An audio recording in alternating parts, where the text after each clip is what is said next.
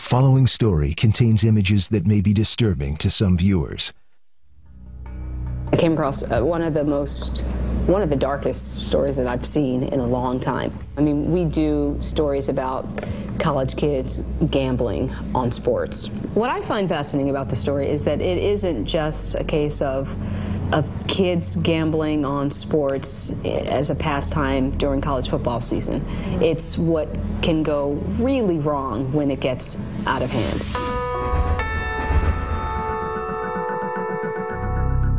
Family and friends say the 28-year-old was heavily into gambling. Investigators say they positively identified all three of the victims. He wanted to make sure there was no witnesses, and he killed everyone in that apartment. The week before the murder, there appeared to be growing tension between the two men over what's described as a $17,000 payoff. Detectives believe the UW student squandered tens of thousands of dollars given to him for college gambling. Did you have questions for him? Why, over a bet, did you kill 3 kids? Meng-Ju Wu was a quiet 19-year-old who had come from Taiwan in the fall of 2002 to attend the University of Wisconsin. By the spring of 2003, Wu had gotten caught up in the nationwide surge of gambling on college campuses. Wu started gambling at a local casino sometime in the spring semester, more and more frequently as time went on. In April 2003, Wu met Jason McGuigan, a gun-toting 28-year-old, at the Ho Chunk Casino outside of Madison. McGuigan told Wu he could make him a winner. They seem very different. What did they have in common? Gambling. That was all. That was the only thing they had in common. My son was teaching them about sports gambling. They got involved in offshore betting, where they would set up an account with a place called Olympic Sports in the Bahamas, and they would telephone sports bets into that company. Hi, I'd like to place a bet, please. There are calls that Wu makes to Olympic Sports where it's clear he has no idea what he's doing. He calls up and he tries to ask about the Atlantic Braves. He doesn't even know the name of the team. And you could hear Jason in the background telling him what to do. I'd like to know who the pitchers are for the baseball game Atlantic at New York. No, Atlanta Braves. Yeah. Should be Maddox and Glavine. Maddox and Glavine? He's not a sports fan. It's not the thrill of competition of the sport. It's that thrill you get from gambling. For Meng-Ju Wu, that thrill had a price tag. By the end of his freshman year, Wu, often guided by Jason McGuigan, had burned through over $72,000 from a family bank account. His alarmed parents told their son they were flying in from Taiwan to take him back home. Desperate to recover some of his losses, Wu again turned to Jason McGuigan and asked him to place one more large bet for him on a game between the Pittsburgh Pirates and the Cleveland Indians on June 21st, 2003. Throughout the course of that day, Meng made phone calls to Olympic Sports and found out that the teams he had bet on had actually won. I'd like to check tonight's Major League Baseball results. Pittsburgh at Cleveland. 7 Pittsburgh, 6 Cleveland.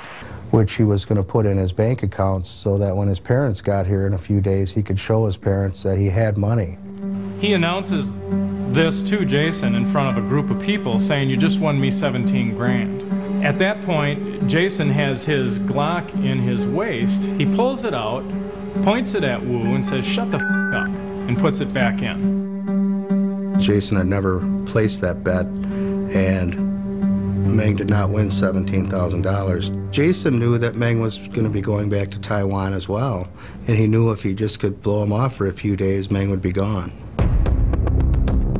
On June 26th, 4 days after learning his bet was never placed, Wu walked into a house shared by Jason McGuigan and 2 of his friends, Dan Swanson and Dustin Wilson. He shoots Dan Swanson and Dustin Wilson as they're sleeping. He shoots each one multiple times, killing them.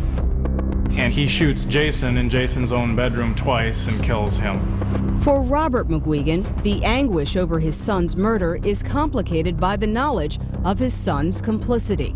They died because of my son's activities. They lost their lives over gambling. Meng-Ju Wu was arrested for the 3 murders on July 6, 2003, and held on a $30 million bail. The night before the trial was to begin, Wu braided his bed sheets, tied them around a sprinkler head on the ceiling of his cell, and hanged himself.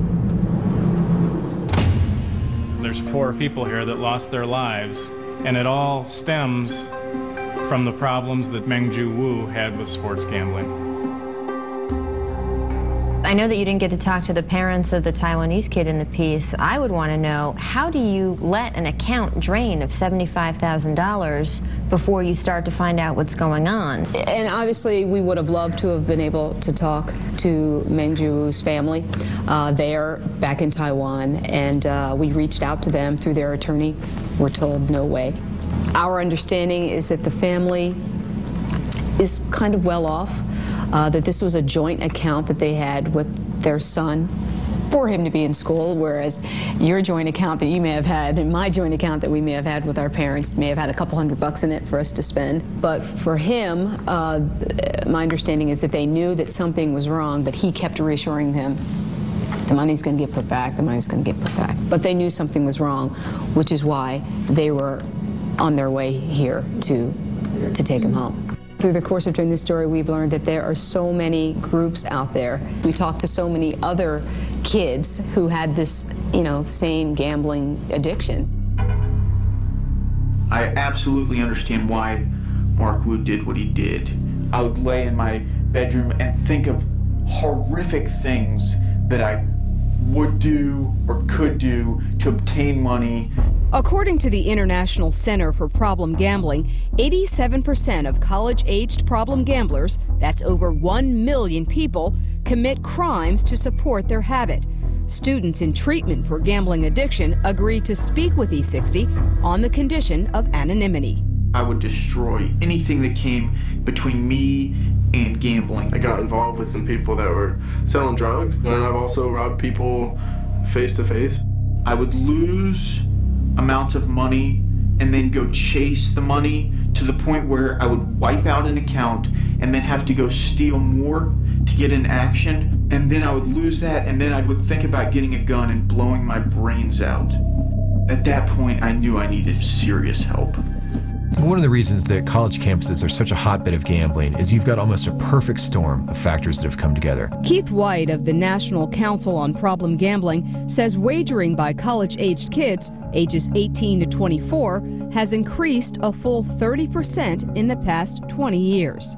The average college student has access to 4 credit cards. You've got the fact that college students tend to be high-risk takers. They tend to be intensely competitive, and they think they're bulletproof. These folks tend to have very high rates of gambling participation, especially on sports gambling. I didn't gamble until I got to college, and I saw everybody doing it. It was all over the place. It was every kind of gambling you can think of. Gambling is a means to obtain a high that is socially acceptable. Once you get the rush, you just want more and more and more. For me, I was willing to do anything to get that high. I got to a point where I bet on anything. I didn't care what it was. It stopped being about the money long before I was able to stop, Colleges and universities have been slow to react to problem gambling. A survey in the Harm Reduction Journal revealed that of all colleges with a student alcohol policy, only 22% had a student gambling policy. Despite the deaths of some students and students getting involved in criminal activity, we're still not in higher ed. We still not really tuned in to the damage that can be done. Colleges and universities have to stop holding their breath and hoping the water will recede, because you know what? It's not going to go away. We have to decide to be engaged.